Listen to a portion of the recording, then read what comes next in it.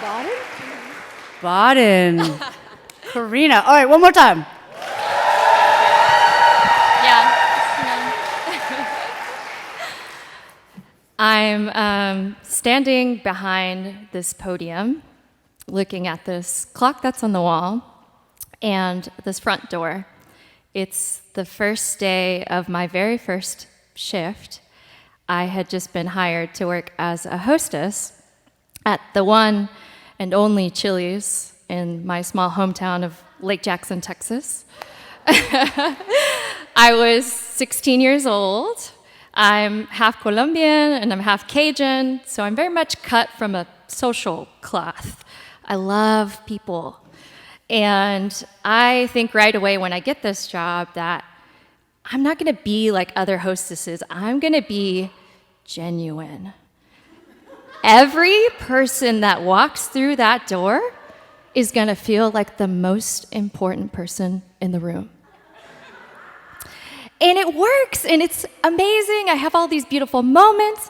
Right away, I start to get to know regulars. Mark and Brian, they're this older gay couple, and they tell me about their vacations. I learn about Pride Day at Disney. Sounds so dope. And it's awesome. But very soon, I start to experience the dark side of the service industry. And one day, I accidentally triple sat, so that's when you sit multiple tables in one server's section too close together. And that server pulled me aside in the kitchen, and he asked me, "Are you an idiot?" I felt bad. I felt so bad. It really hurt. And every single Friday and Saturday night, it gets so busy because there's not much else to do in Lake Jackson, Texas. And there'd always be a wait. You know, it'd start at 10 minutes, it'd go to 30, and an hour. And being the hostess, if anyone else has experience with this, you just feel the hatred just coming your way. The glares, the scoffs, you know, it gets to you. It got to me. And soon enough, every single time after every shift I did, I was completely depleted when I come home. My mom told me, "Ay, nena, like you take it too seriously. You need to not take it personally." It's like, she doesn't get it. One day, I'm getting ready at my friend's house, and she has one of those showers that's like a bathtub with glass sliding doors on top. I finish up with my shower. I go to slide open this glass door when all of a sudden it comes off the rail, and this 50-pound door just lands straight on my big toe. It hurt so bad, and it looked worse. It was terrible. My parents had to come pick me up, and I called in sick to work. And my mom came through with codeine she gave me from some leftover surgeries she had. She has many surgeries. And then my dad came through. He brought me a gallon of Bluebell ice cream, and he brought me several DVDs of this TV series called Wallace and Gromit. If you're not familiar, it's a British claymation series. Wallace is this man, Gromit is his dog, and the world is like kind of seemingly normal, but then it's chaotic. And the straight man of the show is Gromit, the dog. And I find myself in my super high state, like just so confused. But I keep looking over to Gromit like, okay, cool, he's got this under control, respect. So I go back to work the next week, now with a boot for my fractured toe. And I'm completely jaded. I'm like, nobody comes to Chili's to feel like they're the most important person in the world. It doesn't matter. They just take them to their table. I don't need to care. Then a couple days later, I'm at school and I meet a new friend, Sarah.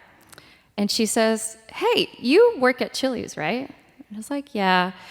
She said, "A little bit ago on St. Patrick's Day, I came in with my family and you completely turned our night around. You were very bold and kept threatening to pinch us if you couldn't find green on us. And if you didn't see it, you were like, your underwear better be green, and just this whole thing. And you were just this light for us that night."